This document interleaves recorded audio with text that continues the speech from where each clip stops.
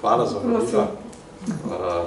Nekako smo se skozi leta ukvarjanja z tematiko prekarnega dela navadili, da pač to nikoli niso velika množična zborovanja, da so pa ljudje, ki pridejo na take stvari, res zainteresirani za to tematiko, kar je včasih boljš kvaliteta kot kvantiteta. Tako da sem prepričan, da bomo tudi danes ugotovili tako. Zdaj, gibanje za dostojno delo, kot že samo ime pove, mi si dejansko naš temeljni motiv delovanja, ki smo ga vzpostavili skozi leta, je težiti k temu, da so vse oblike dela dostojne. Se pravi, da si dostojno plačan in da delaš, tako kot piše tudi podnaslov tega zbornika, da ne živimo za to, da delamo, ampak delamo za to, da živimo. Pač seveda je zelo na prvo žogo zapleten naslov, ampak dejansko ne živimo samo zato, da nas nekdo izkorišča, ampak zato sploh, da lahko osmislimo naše drugo delovanje. Seveda še boljš pa je, če delamo tisto, kar nas veseli in smo za to pošteno plačani.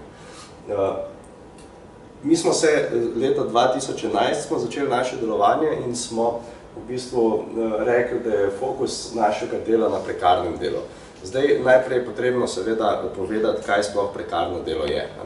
Večina ljudi, namreč to gre za besedo, ki je že v slovarju slovenskega knjižnega jezika od leta 2014, kar pomeni, da to je seveda beseda, ki je prišla k nam kot tujka. Prekarno delo pomeni, se pravi, je posledica delovne aktivnosti, ki se večinoma ne opravlja v okviru delovnega razmerja, torej na podlagi sklenjene pogodbe o zaposlitvi, pri čemer posameznik, ki upravlja delo, ni sam izbral takšnega načina dela. Gre predvsem tu poudarek na tem, da prekarci običajno nimajo ali pa nimamo izbire. To pomeni, da ali nekdo nagovori ljudi, da odprejo SP, ali reče pač kot zunanjo storitev, nimamo druge možnosti, da delate ali kot študent, ali kot SP, ali kot agencijski delavc, ali kot delavc preko avtorske ali podjemne pogodbe in tako naprej, ni pa ponujena pogodba o zaposlitvi za nedoločen čas. In tega je danes vse več in prekarno delo je prav zares točno to, o čemer sem zdaj govoril. Se pravi, ko posameznik nima možnosti izbire. Včasih lahko slišite ministrstvo za delo, ekipa ministrstva za dela v odhodu, se pravi, zdaj bomo počasi dobili novo ekipo, mislim, da že ta teden, če se ne motim, je večkrat rekel, da nekateri ljudje pa vendarle želijo biti prekarci. Jaz mislim, da je to zelo nepravilna izjava, ker mi ločujemo delavce, mislim, te, ki delajo, se pravi, ki ne delajo za nedoločen čas v dve skupini, to se mogoče malo slabše vidi, ker je tečna podlaga. Se pravi, ni enako, prekarni delavc ni svobodnjak. Svobodnjak je ta angleška beseda freelancer, to je nekdo, ki v bistvu ima podjetniško idejo in z njo na trgu zasluži sorazmerno dobro in ima naročnike na različnih mestih. Dam primer, recimo en fotograf, ki recimo dobro zasluži s svojim delom in ima različne naročnike, ker fotografira poroke, maturantske plese in tako naprej. In to dejansko je njegova podjetniška ideja. Takšen človek je seveda freelancer. Medtem ko prekarec je pa tist, ki nima druge izbire, kot da ima eno prekarno obliko dela in s tem dejansko težko preživi. Kar pomeni, prekarno je običajno kratkoročno, slabo plačano in ne zagotavlja nobene varnosti.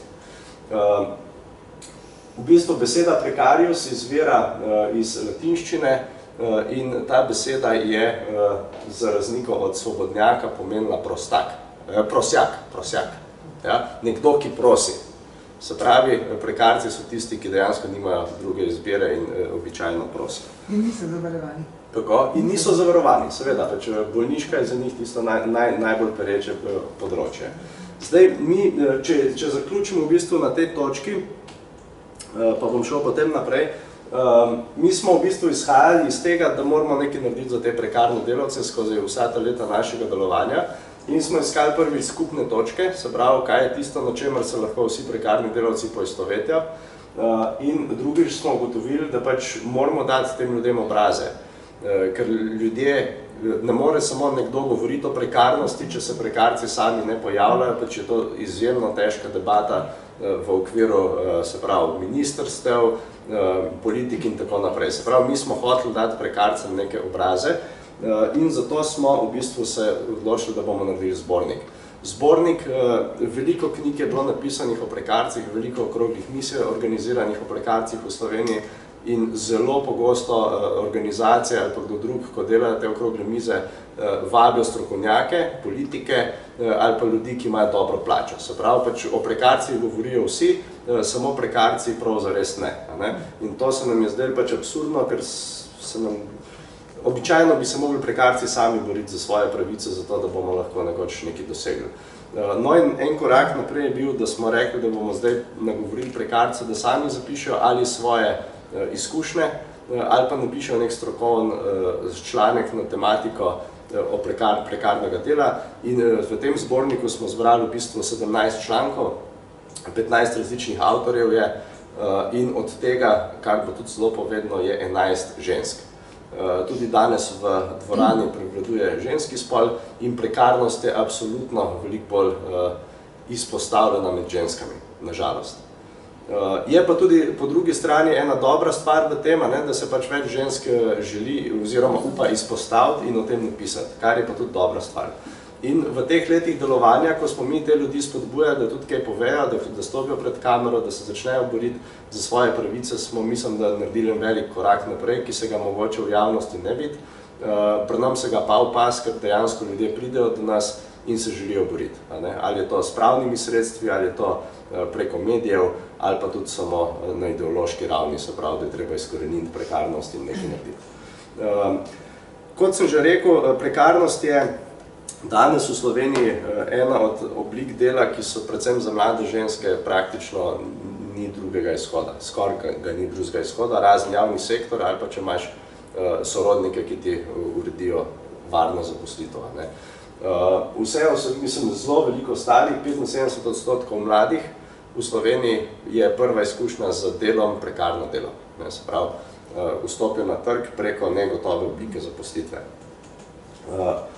Mi smo potem v bistvu naredili tudi te zloženke, nekaj jih je tam od zadja, na tem lesenem stojalu. Ena od teh je ta priročnik za samostojne podjetnike, ker smo želeli v bistvu pokazati, kaj so pasti samostojnega podjetništva. Ker se mi zdi, predvsem nam se zdi v Gibanju za dostojno delo, da velikokrat govorimo o podjetništvu kot zgolj dobri stvari, in govorimo o startupih, uspešnih mladih podjetnikih, kar je seveda dobro, zamolčimo pa tiste zgodbe, ki ne uspejo. In taki ponavadi pridejo potem do nas. Se pravi, ljudje v neki točki obupajo ali pa zbolijo, pač to je dejansko en od glavnih problemov in ne vejo, kaj več naprej. In taki ljudje se zelo težko še kdaj odločijo za svojo poklicno pot kot samostojni podjetniki. Zdaj, če grem tukaj naprej, mogoče za oris, kako živijo samostojni podjetniki in prekarci. Zelo zmotno je mnenje, da so samostojni podjetniki bogati ljudje. Med mojimi kolegi, predvsem jaz izhajam iz humanističnih krogov, ali pa iz recimo jezikoslovci, so tisto področje, kjer sem se zelo veliko ukvarjal s tem. Ko smo delali eno anketo, kdo od samostojnih podjetnikov, prevajalcev, lektorjev, tolmačev in učiteljev tujih jezikov zasluži mesečno 1500 evrov kot SP, pač, ker smo začunali, da 1500 je neka taka normalna cena, ki jo moraš zaslužiti, da ti ostane približno minimalna plača. In anketa je bila za 12 mesecev, kolikokrat v 12 mesecih zaslužijo toliko ali več. In od 20 teh prevajalcev je samo eden zaslužil konstantno, se pravi celo leto, več kot 1500 evrov. Vsi ostali so pa enkrat ali dvakrat prišli čez 1500 evrov, velikrat pa niso prišli niti čez 800, ker so to narava sezonskega dela, ko med poletjem imaš precej manj naročil kot v ostalih mesecih, moraš pa seveda nekako preživeti. Zdaj, zakaj 1500 evrov? Tule je ena taka osnovna izračun, ki smo ga kasneje še malo nadgradili. Zavedati se moramo, da pač v Sloveniji minimalna plača 638 evrov v tem trenutku. In poleg teh 638 evrov morajo samostojni podjetniki plačati minimalno 374 evrov prispevkov za pokojninsko zavarovanje, za zdravstveno zavarovanje, za primer brezposelnosti in za starševsko varstvo. Če to prištejemo temu in če ugotovimo, da ima delavec, se pravi nekdo, ki je dejansko na minimalni plači, še pravico do regresa, ki je minimalna plača, se pravi prvi bruto letno, to je 800 evrov na leto seveda, da ima delavec, ki je na minimalni plači pravico vsaj do 21 dni dopusta, odvisno od dolžine delovne dobe. Če ima delavec na minimalni plači povprečno 11,4 dni bolniške na leto, plačano pot na svoje delovno mesto, priznano pravico do malice in plačano malico.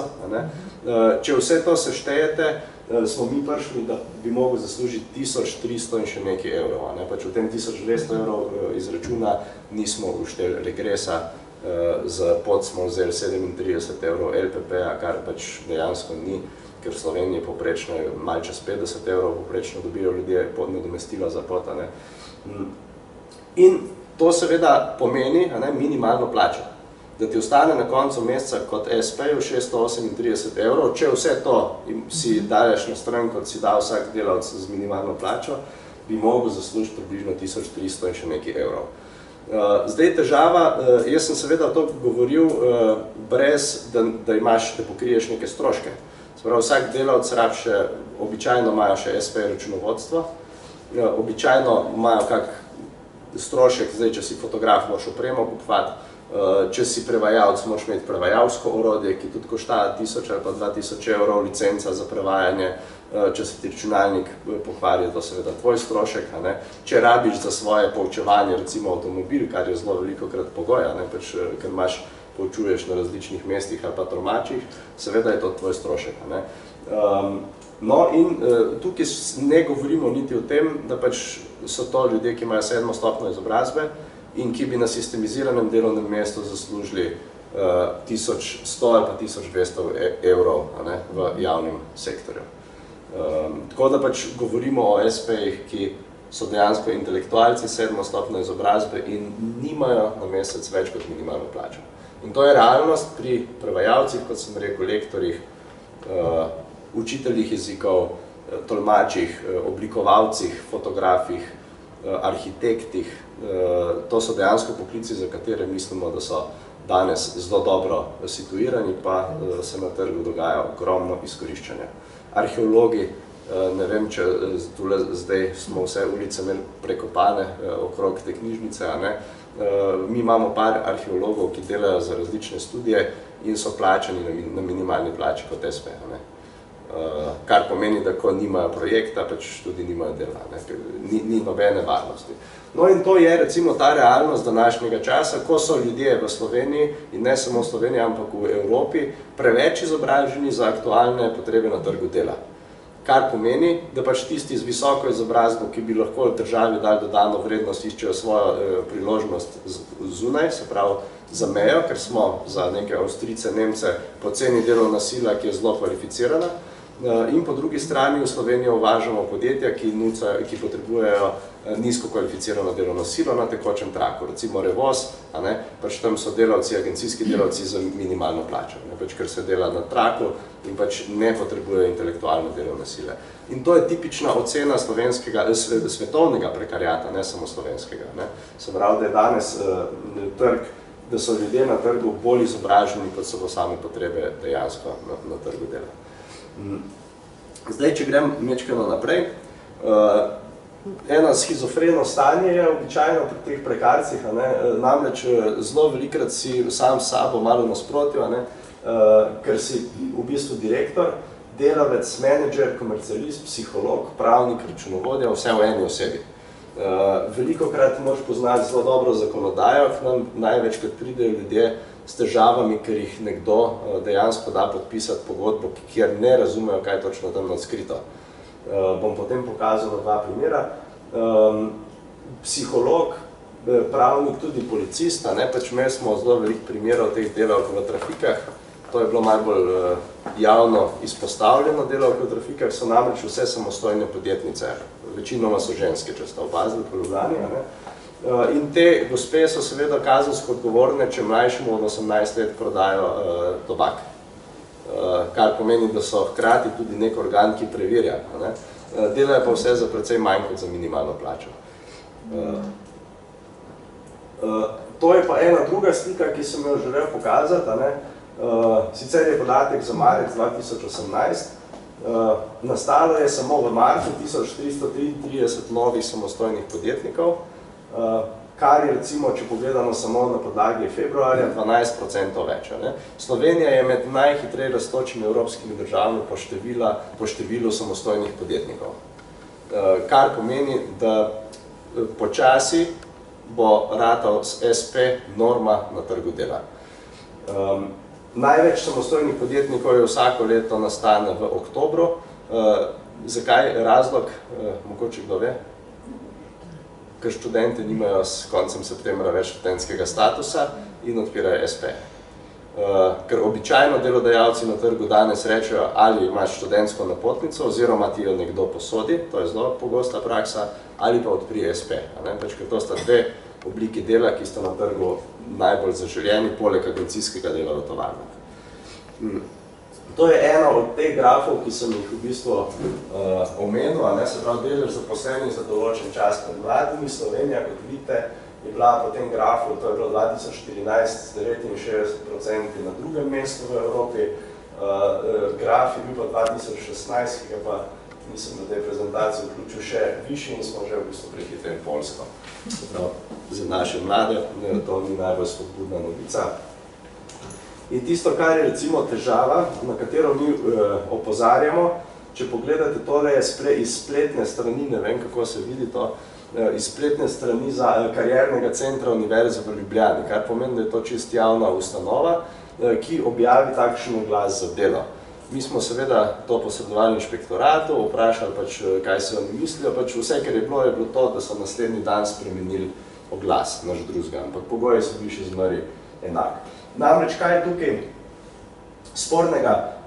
Število prostih delovnih mest je eno, trajanje zaposlitve določen čas 1 leto, delovni čas 40 ur na teden, plačilo 5 evrov bruto malica prevoz, pogoji, študentski status in poznavanje nekih programskih zadev.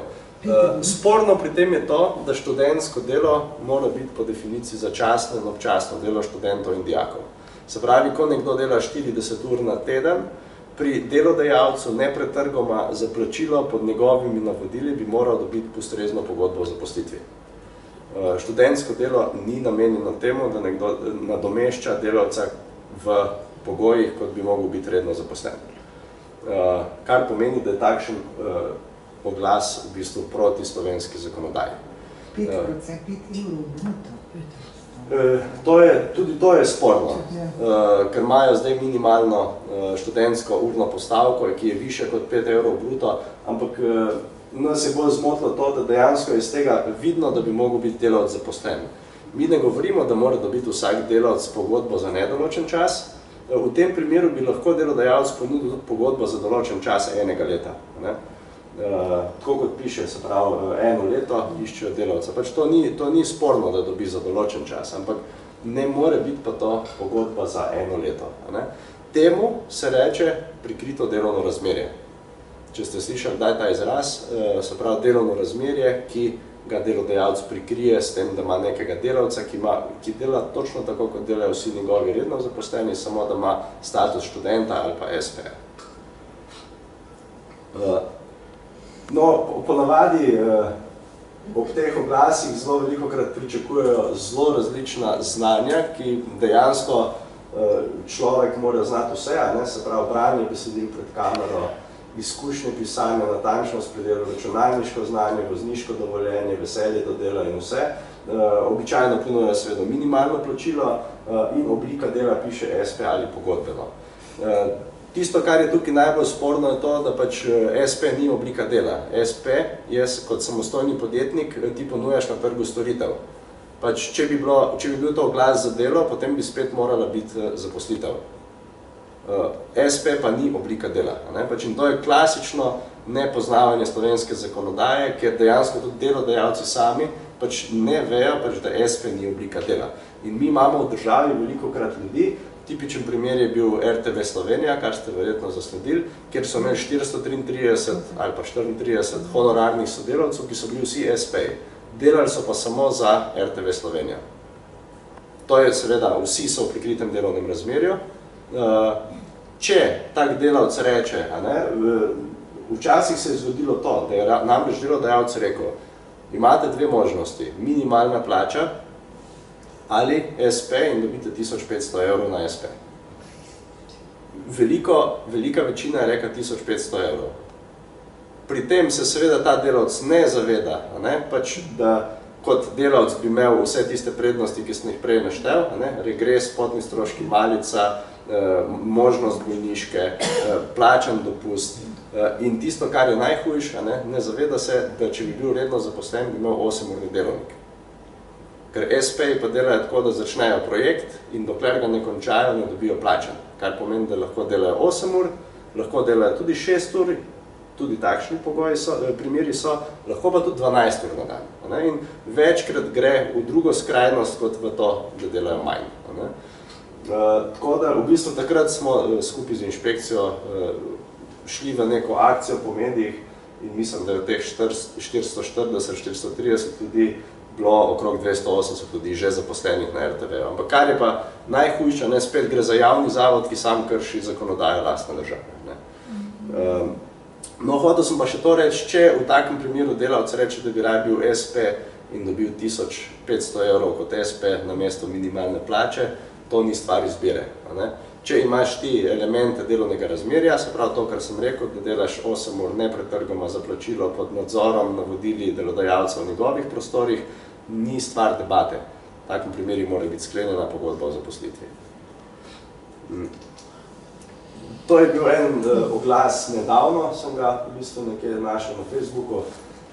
Zaposlimo spet samostojno podjetnico ali študentko, seveda ne zaposlijo, ampak najamejo njeno storitev.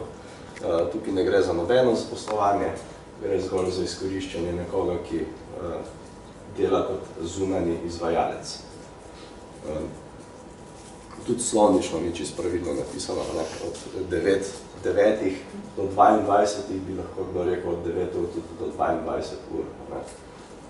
Ampak dobro, to ni najbolj ključno pri tej zgodbi.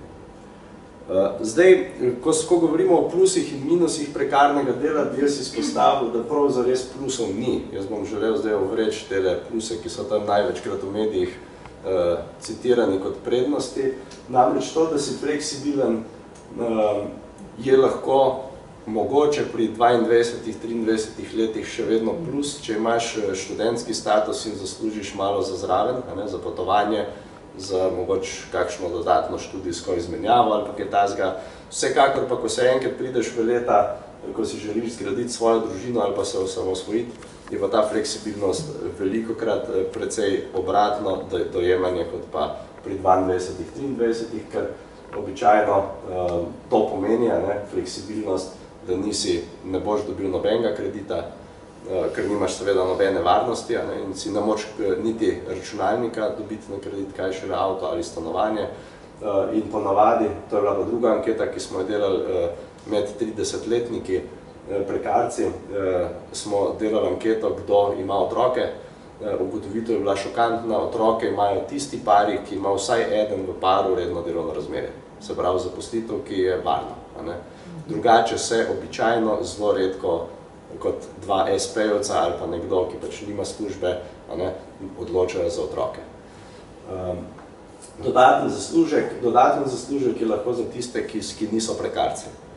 Se pravi, če nekdo dela dodatno ob službi, je to lahko dodaten zaslužek. Prekarci pa, kot smo rekli, ponavadi niso dovolj dobro plačani in že osnovnega zaslužka ne dobijo.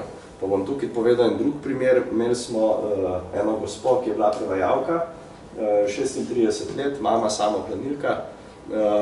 10 let nazaj je delala kot prevajalka za urno postavko. Pri prevajalcih so urne postavke, niso urne postavke, ampak so postavke za avtorsko stran prevoda.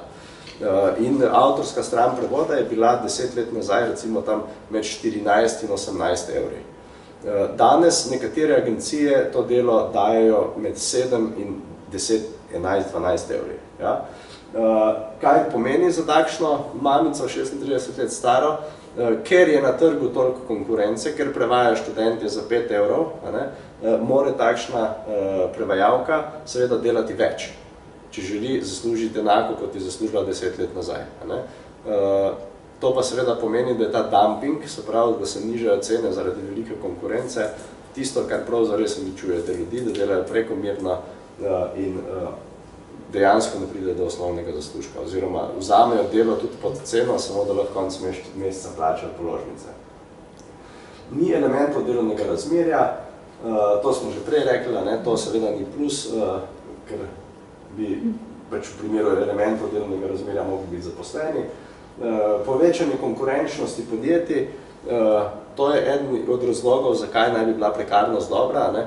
Pač naše mnenje je, da pač podjetje, ki delavce outsourca, to pomeni, da jih da kot zunanjo storitev, prav zares razbremenjuje bilančni saldo podjetja, ker pač delavc je fiksni strošek podjetja. Če delavca seveda dojemaš kot strošek, jaz mislim, da je to napačno dojemanje. Če ga daš pa kot zunanjo storitev, je pa to nekaj, česar se ne prikaže kot strošek in zaradi tega imajo včasih podjetja boljše bilance, kar pa je seveda na dolgi rok in v dojemanju neke uspešne podjetnosti zelo napačno, ker najbolj zadovoljni delavci so tisti, ki občutijo varnost in takšni delavci so najbolj produktivni in to dokazujejo številne študije, da delavci, ki so redno zaposleni in imajo neko varnost, pač dejansko dajo delodajalcu več kot tisti, ki pač te varnosti in pripadnosti nimajo. Zdaj, vse, kar sem to govoril, je na drugi strani minus, se pravi plus, minus, tako da nekako smo šli skozi te stvari. Zdaj, v pravu vam ne bom preveč govoril, ker to so bolj pravni termini. Delovno razmerje smo povedali, prikrito delovno razmerje tudi. Te pravice iz delovnega razmerja pač tudi. Jaz bi izpostavil še dva konkretna primera, nisem se trudil zakriti ime podjetij, ker se mi zdi prav, da se to objavi pač javno. Podjetje Izberi d.o.o. je podjetje, ki raznaša časopise, Dnevnik, Slovenske novice, mislim, da Dnevnik pa Slovenske novice, ne vem, če tudi, mislim pa tudi Delo.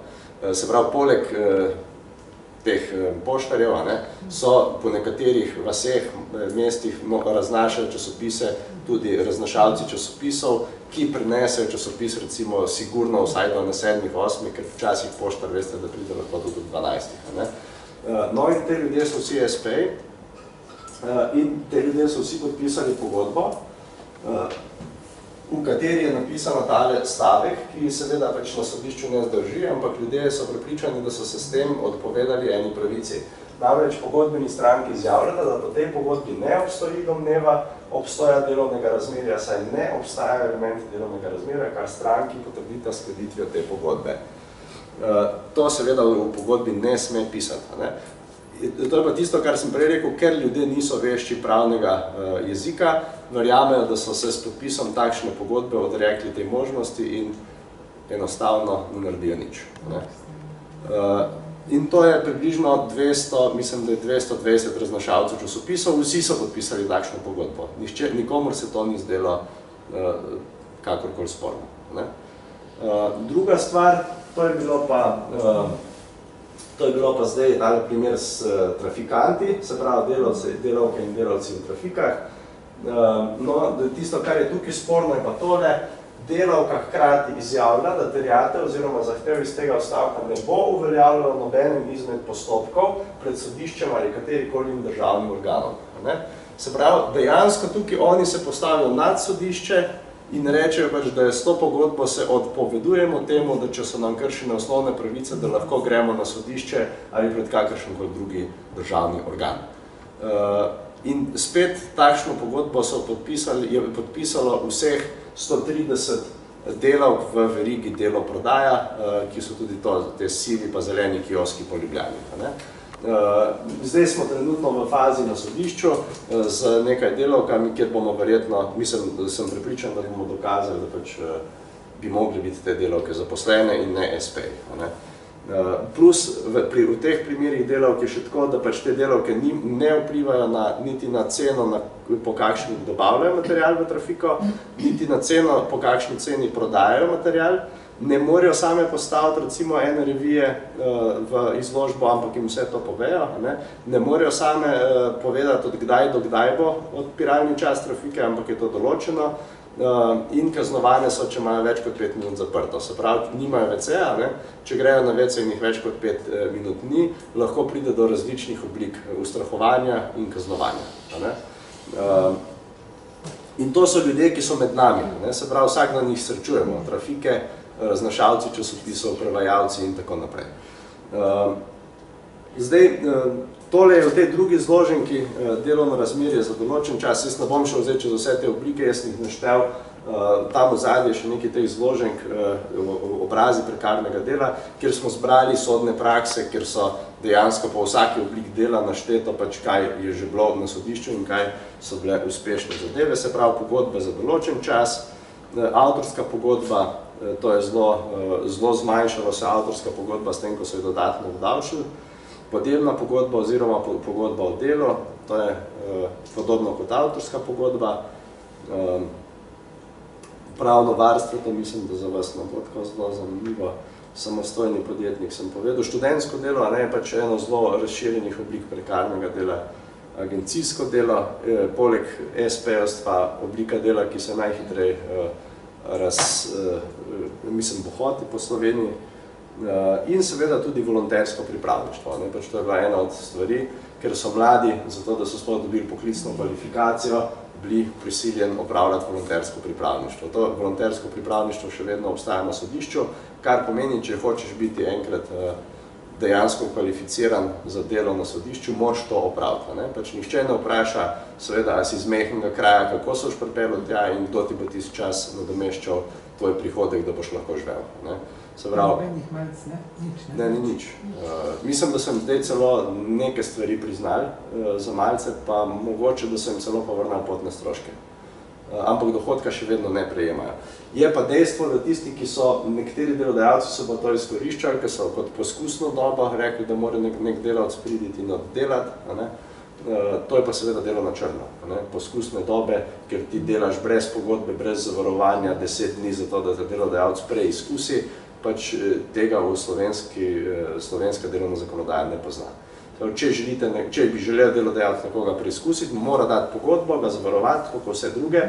Stvar plačila je pa seveda dogovora. Lahko mu da manj kot običajnim delavcem, ne sme pa to biti pač brezplačno. To je delo na črno. To se šele takrat vidi, recimo, ko se nekomu nekaj zgodi. Imeli smo enega fanta, ki je šel snemati reklamo. To so praktično vse reklame, ki jih vidite po televiziji, to delajo prekarci. Šel je snemati reklamo in se je prevrnil in je bil v kom 3 dni. In ta fant seveda ni bil zavarovan, ker ni imel pogodbe. Dogovorili so se za plačilo, nič niso podpisali in takrat smo prišli zraven z odvetniki in so oni za nazaj naredili prijavo in mu dali odškodnino in tako naprej, ker so se bali tožbe in bi bilo to za njih težko. Ampak v vseh primerih se ne konča tako. Zdaj tole je še ena, mislim, da moja predzadnja slikca, varnost razmerja, delovske in socialne pravice. Zelo veliko smo se prepirali z ministrstvom za delo, kjer je ministrica rekla, da vsako delo šteje. Mi smo trdili, da vsako delo bi moglo šteti enako, ampak vsako delo šteje v Sloveniji trenutno samo na podlagi vplačil, se pravi v državno blagajno. Ker res je, vse, študentsko delo, avtorske pogodbe, samostojni podjetniki, vsi po novem plačujejo malo več prispevkov, kar je dobro. Ampak na drugi strani se jim pa pravice niso povečale, kar je pa slabo. Se pravi, delo, ko ti moraš plačati nekaj, je enako vrednoteno, medtem ko pač bi mogel dobiti neko pravico nazaj, je pa precej slabo vrednoteno. In če pogledamo te varnost razmerja, seveda je pri teh atipičnih oblikah slabša. Delovske pravice so seveda pogodba za določen, nedoločen čas. Tudi skrajšan delovni čas je sorazmerno zelo varna oblika zaposlitve. To so recimo delavke v Hoferju, imajo 6-urne delovnike in kljub tem 6-urnim delovnikom prejemajo minimalno plačo, kar pomeni, da dobijo več kot delavke v Mercatorju, je pa res, da je intenzivnost njihovega dela precej večja. Verjetno vidite v Hoferju, da pač to precej drugače poteka kot recimo v Mercatorju. Medtem, ko če gremo gledati te ostale, ki sem jih prej omenil, pač delavskih pravic seveda ne poznajo, medtem, ko te pokojninske zdravstvene zadeve vsi vplačujejo. Ampak kar je pa tisto če zdaj poskušam nekako zaključiti, kje smo mi našli skupno točko vseh prekarcev, to je pa bolniška. Se pravi, vsi plačujejo bolniško, pa noben ne gre na bolniško. Po domače povedano, prekarci običajno delajo bolni, se pravi, temu se reče danes prezentizem, ker se bojijo izgubiti posel in ker si ne morajo privoščiti, da bi en teden delali in ne dobili nobenega plačila za to. Če nisi bolan 30 delovnih dni skup, kar pomeni mesec pa pol, od države ne dobiš nič, prispevke moraš pa plačati. Se pravi, 374 € moraš v vsakem primeru plačati, če ni tvoja odsotnost daljša od 30 delovnih dni, dobiš pa lahko nič plačila za svojo delo, ki ga seveda nisi opravil. In potem zgubiš naročnike in tako naprej. In potem, ko si enkrat dolžen državi, si kot samostojni podjetnik odgovoren z vsem svojim premoženjem, pač lastniki DOO-jev pač zaprejo DOO in pač ne odgovarjajo s svojim premoženjem, tako kot SP-ji, kar pomeni, da prihaja do rubežov, da prihaja do stalnih stisk, samomorov in tako naprej, depresij. Ne vem, če se zavedamo, ampak v Sloveniji se ljudje, ki hodijo k psihologom in psihiatrom, neverjetno povečuje ta številka. Kar je dobro, je to, da pač se ženske dejansko odločijo za to, medtem ko za moške pa to tabu tema.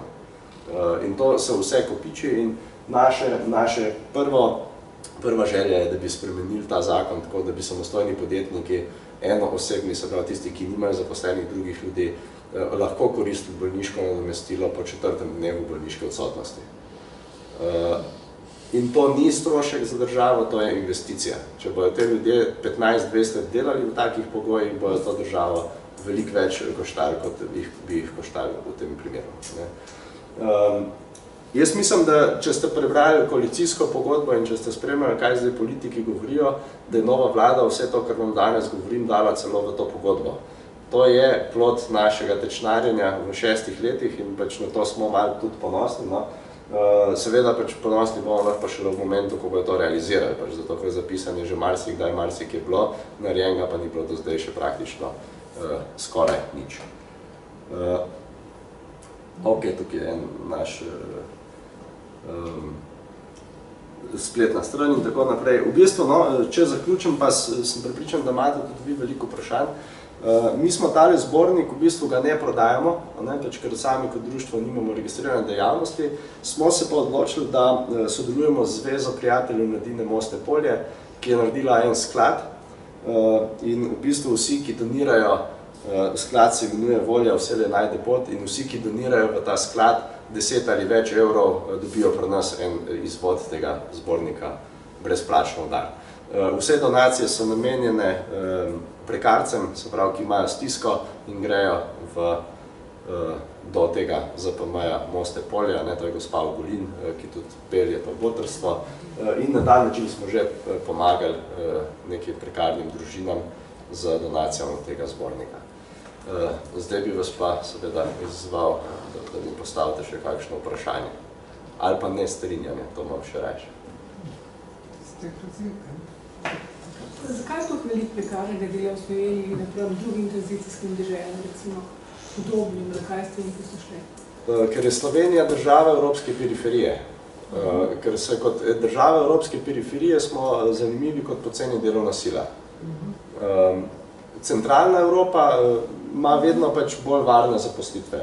Medtem kot države Sredozemlja imamo veliko več te atipičnih zaposlitev, ker tudi, če pogledate, recimo, avtomobilsko industrijo, v Sloveniji vedno pridelujemo rezervne dele, pač nikoli mi ne sestavljamo avtomobila in pač uprave niso nikoli v Sloveniji. Recimo za Mercedes delamo zadnje in sprednje luči, to sta dve podjetji, Delo in Hella, kar seveda pomeni, da mi tukaj rabimo za Mercedes nizko kvalificirano delovno silo. Enako se dogaja tudi z Renaultem in v vseh branžah je zelo podobno. Pač pri nas se poskuša izkoristiti poceni delovno silo. In tudi to je razlog, zakaj Evropska unija tako nalahno odprla vrata Bolgariji in Romuniji. Pač, ker so takrat niso izpolnjevali pogojev, ki jih je mogla Slovenija v vstopu, ker so rabili poceni delovno silo. In verjetno je naslednja država Ukrajina. Mislim, da tudi Srbija gre po tej poti. Pa ne rečem, da je vse slabo pri nas. Že vidim, da ste zdaj malo zaskrbljeni, kaj se dogaja. Dejstvo pa je, tisto, kar jaz večkrat povem, da imamo neskladnost z trg dela in pač izobrazbena struktura sta v Sloveniji izrazito neskladna. Ko govorijo naši gospodarstveniki, da rabijo investicije, običajno investirajo v podjetja z nizko dodano vrednostjo, ki dejansko rabijo industrijske delavce.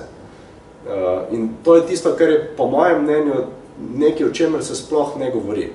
Pač verjamem, da so vaši otroci in mlajši ljudje, vsi želijo dokončati neko izobrazbo, ki je univerzitetna. Po drugi strani pa se moramo zavedati, da trenutno trg dela producira delovna mesta za ljudi, ki nimajo univerzitetne izobrazbe. Zaprav, da je ena generacija ali pa dve čisto zaporena intelektualcev, čisto. Tako. In kam to pelje ljudi? Jaz se bojim, da to pelje, če si reven mlad, si tudi reven star. Kar pomeni, da bodo te generacije intelektualcev, ki danes se prebijajo kot SP in plačujejo minimalne prispevke, vsi prejemali minimalne pokojnine. Če bo sploh pokojninski sistem preživel to na dolgi rok. Torej, to pomeni, da se vračamo nazaj v superlastništvo? Jaz mislim, da smo že tam. No, čisto če lahko povem, moja hčerka visoka izobrazbo, praksa. Našla se je samo v enem privatnem podjetju, ki je dobila nagrado kot Gazela letos. Delala je 3 mesece, več kot 12 ur na dan, brez papirjev, češ da bojo tisto prakso zrihtali papirje. 3 mesece ni dobila nobenih papirjev in potem so jih žepa dali 800 evrov za 3 mesece, ki je imela več kot 12 ur na dan dela. 3 meseci, ko niso nobenih papirjev zrihtali. To ni prekarno delo. To je delo na črno. To je suženstvo, ne? Seveda, in suženstvo. Recimo, ne? To ne bom imenovala, če ste kaj brali Financah, Gazela, ki je bila letos. Po lokalih se pa dogaja, da jih še plačajo, ne? Velikrat se dogaja to, da so recimo študente, in uradno so tam 4 ure, delajo 12 ur, in 4 ure dobijo na napotnico plačeno, 12 ur, bi ostalih 8 ur pa na roko, če dobijo. To je zelo veliko kot praksa, ker ko pride inšpektor, reče, se dela samo 4 ure, inšpektor pa navad v tistem momentu ne more tega dokazati in reče, dobro, papirje imate, gremo naprej. Samo kaj pa posameznik v bistvu lahko naredi, ker jaz imam prijateljco, ki tudi išče zaposlitev in so ji tudi pač ponujali kot SP, ampak zdaj ti, ko vstopaš na trg dela, si želiš delati, ne?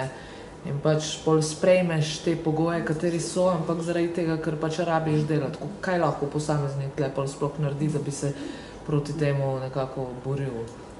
V prvi vrsti, če ugotovi, da zadeva ni pravno, mislim, ni legalna, jaz mislim, da bi morali delati na tem, da se pač take delodajalce prijavijo.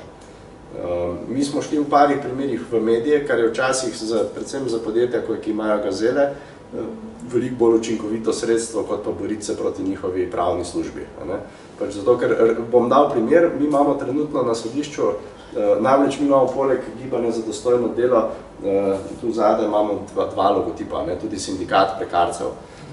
In ena punca pri nas je delala na SKB-ju, se pravi banka, ki ima dovolj denarja, delala je kot študentka v prekritem delovnem razmerju in ko je potekel status, so je rekli, najdi si status, nekdo ti naj posodi napotnico, ker to se velikokrat dogaja, ali pa ne boš več delala pri nas. In ta punca je prišla do nas, povedala, kaj se je zgodilo, mi smo dali tožbo, ker je imela vsa dokazila, v njej so dali služben e-mail, dali so ji kartico, kar pomeni, da ko je prišla, se je mogla po domač preveč štempljat upisati, in ko je šla tudi, mogla se je dogovarjati za bolniško, mislim za bolniško, za dopust, za odsotnost in tako naprej.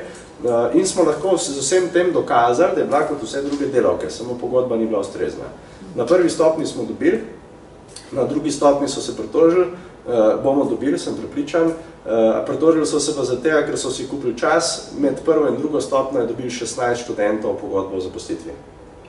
Kar pomeni, da takšni primeri so mogoče na prvi pogled neuspešno borba, ampak firme, ko enkrat pride do tožbe in to zgubijo, dejansko se zavedajo, da je boljše pri eni riskirati in ostale pokriti s pogodbami, kot pa še naprej izkoriščati. Ker oni so vedeli, če ne bi ostalih zaposlili, imamo zdaj mi bazo njihovih 16 ljudi, ki so na istem, in bi dali skupinsko tožbo in bi mogli oni vsem plačevati za nazaj. To si pa podjetja ne želijo prvošti. Je pa težko, zato ker so običajno pravni mlini nekaj, kar se noben noče iti. Namreč nič nisem danes omenil stanovanjske problematike prekarstva. Stanovanjska problematika oziroma realnost prekarcev je takšna, da prvič, ker ne dobijo kredita, morajo nek podnajemnik biti kot podnajemniki, živeti kot podnajemniki. Če pogledate Ljubljano, Ljubljana se izjemno hitro prilagaja na turizem, kar pomeni, da so stanovanja po centru Ljubljane večinoma ratala ali na Bookingu ali na Airbnb-u. Se pravi, prekarci so iz teh stanovanj zdaj odrinjeni, pač grejo na rob Ljubljane ali pa se vozijo iz druge. To je ena realnost. Druga realnost, zdaj sem ravno srečal eno znanko, ki je tudi študirala ruščino, se pravi, lahko veste, kak ima potencial na trgu, in je rekla, pač, da ne želi priti živeti v Ljubljano, ker zdaj živi pri starših, išče pa službo to, ker je rekla, da v realnost, ona je stara 31 let, realnost je ta, da v Ljubljani bi si lahko privoščila samo sobo, kar pomeni, da bi si jo delila še z dvema 30-letnicama, verjetno, da lahko sploh opravlja delo v Ljubljani. Tako da to so vse posledice tega, kar se nam dogaja. In tudi zakona, ki prav zares teh, ki posedujejo 10 stanovanj, nihče ne preverja, ali te ljudje odvajajo davke, ali jih ne odvajajo, in v bistvu je to neobdavčen denar in s tem kupujejo nova stanovanja in se dejansko razlika med tistimi, ki imajo in tistimi, ki nimajo, samo povečuje. Zdaj, mogoče, da ne bomo povedali samo, da vse stvari grejo samo narobe v tej državi. Mi smo se seveda spopadali tudi s tem, kako pa vendar lahko naredimo v pozitivno smer. V tej knjigi en članek sem tudi jaz o tem pisal, da je ekonomija delitve, oziroma delitvena ekonomija, pač sodelovalno gospodarstvo, to tudi nekateri poimenujejo. Jaz mislim, da je ena od manjših možnosti rešitev to, da te SP-je začnemo združevati. Mi smo to naredili 4 leta in pol nazaj s prevajalci in danes obstaja jezikoslovna zadruga Soglasnik in rastemo 40% letno in smo že 2 prevajalki zaposlili. Se pravi, smo dali na pogodbo za nedoločen, oziroma mislim, da imata še za določen čas, ampak jih bomo zaposlili.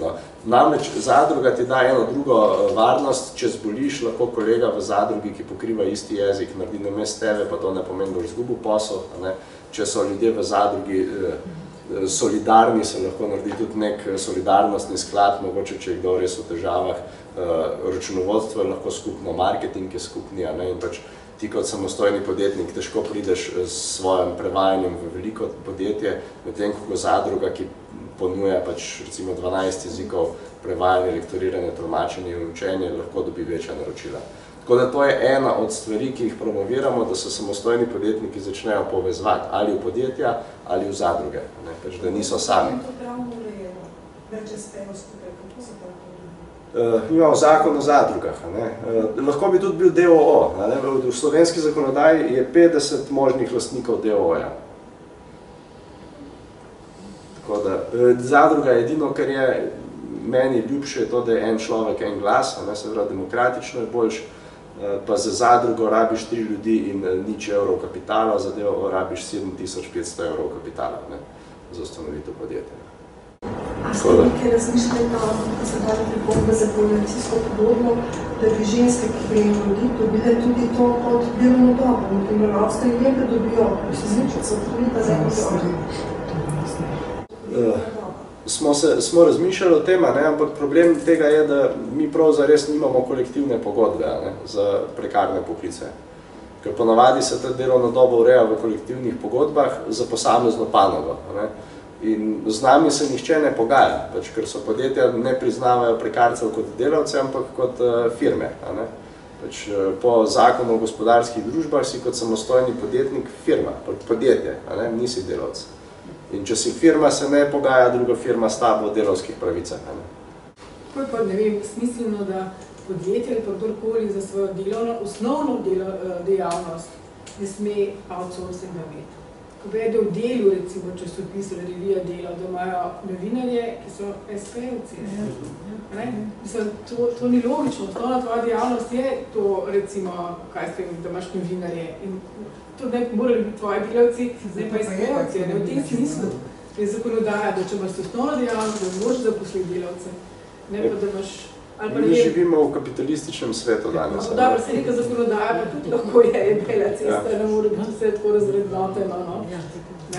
Težava je v tem, da ko začnemo o tem govoriti, rečejo, da to pač omejuje svobodno gospodarsko pobudo. Če živiš v kapitalizmu, mora to obstajati.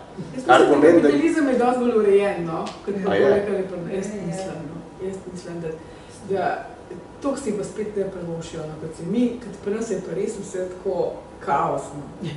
Ker so pisali ljudje zakoni, ki pojma nimajo, ali pa so si pisali zase zakoni. Prej to drugo, verjetno. Jaz mislim.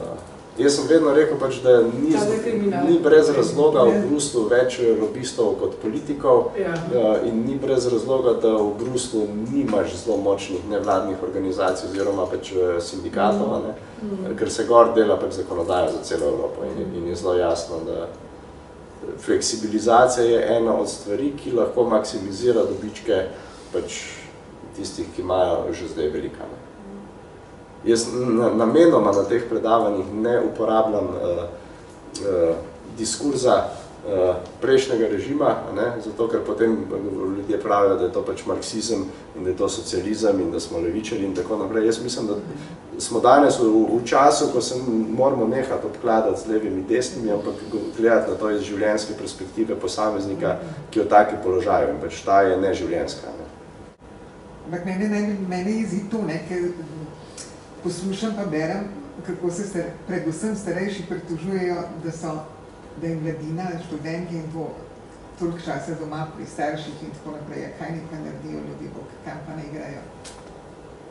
Obstaja en izraz sandwich generacija. Ne vem, če vam to kaj pove, ampak sandwich generacija zato, ker so te, ki so danes vstopajo na trg dela, zelo velikrat odvisni od starih staršev. Ker jim stari starši pomagajo. Jaz poznam ogromno ljudi, ker jim stari starši pomagajo ali s plačilom najemnine za stanovanje, ali s stanovanjem, ali celo s tem, da jim dajo denar za to, da si lahko plačajo prispevke kot SPI. Ne starši, ampak stari starši. Kar pomeni, da smo eno generacijo preskočili. In pač tisto, kar so recimo moji starši, pač to so bile generacije, ki so imele običajno svoje stanovanje, svojo hišo, avto in tako naprej, da pač tisto, kar so naši starši ustvarili, bo moja generacija še imela, naslednja generacija ne bo imela popolnoma nič. Študentsko delo v osnovi ni slabo, koliko gre za občasno in začasno delo študentov in dijakov na področju, za katerega se izobražuješ. Vemo pa, da večinoma pač recimo študentke prava delajo za šankoma. Zdaj, koliko je pa to dobro za njihovo naprej poklicno kariero, je pa stvar debate. Kaj mislite pa o tej nenormalni davčni obremenitvi pogodb, raznih pogodb? Ker to tudi ni življenjsko, da tam država dobi več kot ti, ko si delal. Če se vrnem nazaj, pač, zdaj tle, imam še eno na enem drugem,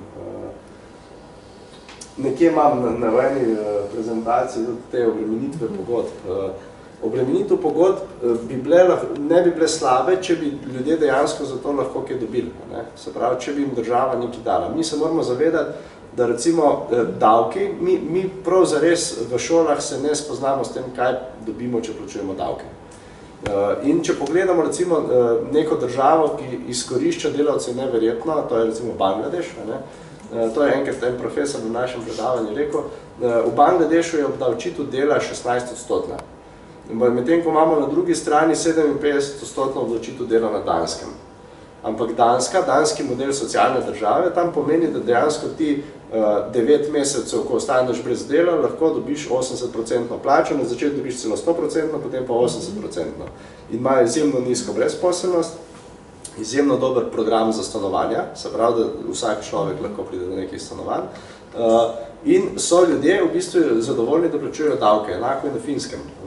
Medtem, ko pri nas se ves čas ustvarja ta občutek, da plačujemo previsoke davke, verjetno jih, glede na to, kaj dobimo v zameno, ampak mislim, da ni pravilna pot, da pogovarjamo o nižjih davkih, pravilna pot je, da se pogovarjamo, da moramo več dobiti za to, kar vplačamo. To je moje mnenje. Ker gospodarstvo, ki reče, da potrebuje vidko državo, to velikrat slišimo, ob enem zahteva dobro infrastrukturo, se pravi dobre ceste, zahtevajo drugi tir, da bodo lahko svoje produkte prevažali, zahtevajo dobro izobražen kader in zahtevajo zdravstveno varstvo za državo, ker tega ti noben delodajalec ne bo kriv. Kar pa pomeni, da moramo vse to, in pokojninski sistem seveda, da moramo vse to kriti iz davkov, drugače ne bomo šli v pravo smer. Prej, ko smo začela, sem povedal, to je čist mimo tega, da sem bil letos poleti v Ukrajini, ker sem v bistvu se malo pogovarjal z življenjem tam.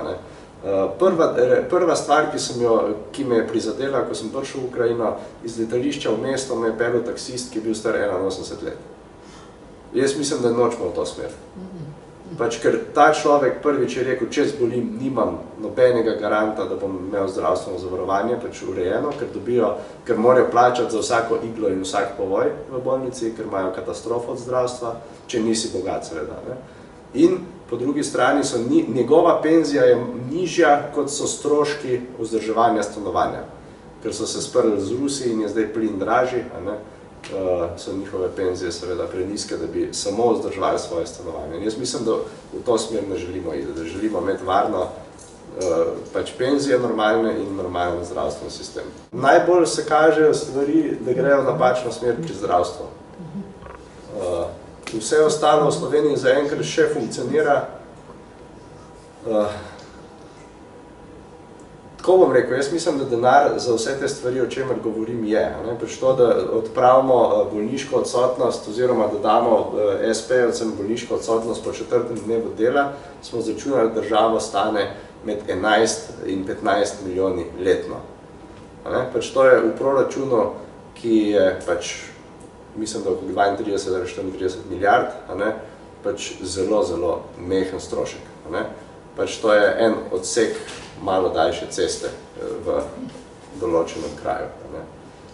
Zdaj, ali želimo imeti zdrave ljudi, ali želimo vlagati vas denar v asfalt in spodbujati gradbince, ki seveda nekaj denarja vedno vrnejo nazaj tistemu, ki naroči delo, to je pa druga debata.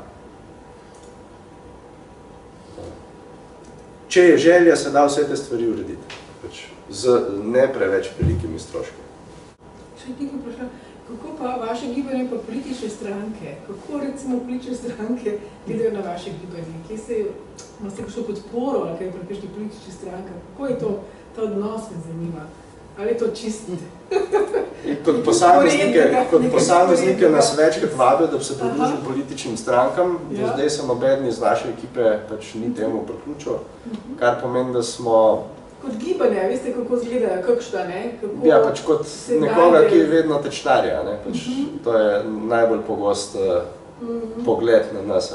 Smo veliko delali z levico, s tem, da moramo priznati, jaz nisem bil pristaš tega, da levica naše predloge nese v parlament iz čist pragmatičnega razloga, ker ko nese v parlament ena stranka, zakon, so ostali a priori proti, zato ker je to predlog tiste stranke. Tako da iz pragmatičnega vidika je moja pot ta, oziroma pot naših organizacij, da moramo prepričati širšo slovensko javnost, da morajo dati stranke to v svoje programe in ko bojo vsi rekli, da je to nujno potrebno narediti, bomo uspeli s tem. Predavanje v parlamentu ste že imeli? Stalno smo v različnih.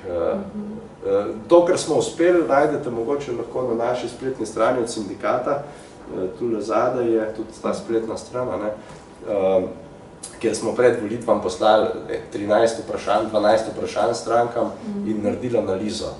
In glede na to, katere stranke so zdaj v koaliciji, bomo 9 od 12 zahtev realizirali v tem mandatu, če se bodo držali svojih besed. Mi smo hoteli, da oni v bistvu posvojijo naše ideje in jih dajo v program in to tudi zapišejo. V koalicijsko pogodbo so vključili na naša ustrajanja. Jaz se pravim, nisem zelo religiozen človek, da bi verjel političnim strankam, prosto ne verjamem politikom in zato bom verjel, ko bom videl. Kako se pa gibanje financira? Trenutno skoraj izključno iz razpisov, kar pomeni, da so iz nas naredili birokrati. Na nivoju države? In na nivoju Evrope. Medtem ko sindikat gradimo pa izključno iz članarina. Kako pa je članarina? Članarina je različno odvisno od statusa. Ne? Za študente, samozaposlene v kulturi, ki nimajo plačanih prispevkov, imamo 3 evre na mesec, za SP je 8 evrov in tako naprej. Lahko pa v bistvu tisti, ki so pa bolj podporniki same ideje, imamo pa na gibanju tudi letno članarino, to je pa 15 evrov. Ne? To je bolj, prav zares ne delamo na članstvo, ker nismo neka članska organizacija, ker pri nas so članska organizacija dojete tako, da moraš pa narediti 2 izleta, da se članom splača. Ne? Mi smo bolj kot ne organizacija, ki se hoče boriti na sistemskem nivoju. Če boste imeli kako vprašanje, vzemite si tam kakšno zloženko, na noter so tudi kontakti, redno odgovarjamo na elektronsko pošto, trenutno smo 3 zaposleni v organizaciji, tako da smo veseli vsakih vprašanj in tudi idej, ali pa pobud. Hvala vam.